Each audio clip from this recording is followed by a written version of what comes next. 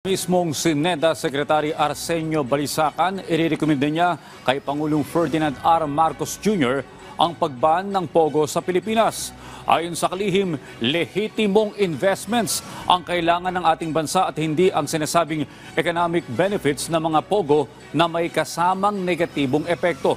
Nagbabalik si Kenneth Pasyente sa sentro ng balita.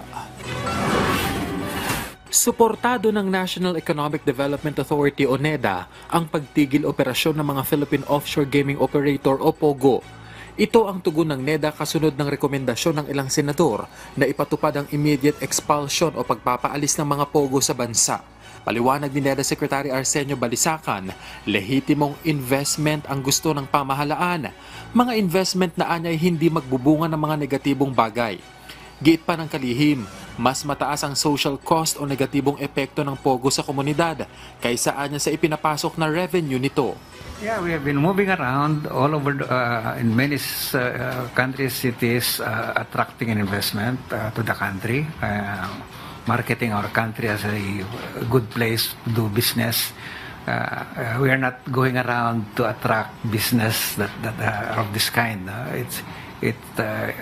We want investments, inflows that will promote not only the economic but also the social aspects of our development. Pero paano naman kaya ang mawawalang kita ng bansa oras na ipatigil ang operasyon ng mga POGO? Giit ni Balisacan, kaya itong kitain ng bansa sa pamamagitan ng ibang investment. I think we do. Look at Thailand, look at Indonesia, look at all these other countries around us. They don't depend on those, kind of businesses. Personal ding irerekomenda ng kalihim kay Pangulong Ferdinand R. Marcos Jr. ang pagban sa mga POGO.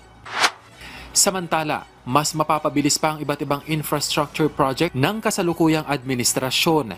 Sa ikasyam na pagpupulong ng NEDA Board na pinangunahan ni Pangulong Ferdinand R. Marcos Jr., naaprubahan ang ilang high-impact initiatives. Kabilang narito ang proposed EO na naglalayong mapabilis ang pagproseso ng mga lisensya, clearance at permits para sa Infrastructure Flagship Projects o IFPs ng pamahalaan. Sa ilalim ng EO, hinihikayat ang mga ahensya ng gobyerno maging ang mga LGU na mas pasimplehin ang mga proseso at requirements para sa naturang IFPs. EO facilitates electronic applications or application submissions to the concerned agencies and local government units or LGUs, including the payments and issuance of receipts. The CEO encourages a whole-of-government approach by directing national government agencies to automate and computerize their databases. Naatasan ng ARTA para bantayan ang compliance ng mga ahensya. Ayon pa kay Balisacan, kabilang na rin ang DENR sa NEDA Board Committee in Infrastructure o Infracom para matiyak na kasabay ng pagpapatayo ng infrastructure projects ay maiingatan pa rin ang kapaligiran. Natalakay din sa pagpupulong ang National Government Local Government Unit Cost Sharing Scheme para maayos na matustusan ang mga proyekto. With these policy updates, the Marcos administration reaffirms its commitment to aggressively advance in infrastructure development in order to enable social and economic transformation and support the attainment of our development goals in the medium term. Kenneth Pasyente para sa Bayan.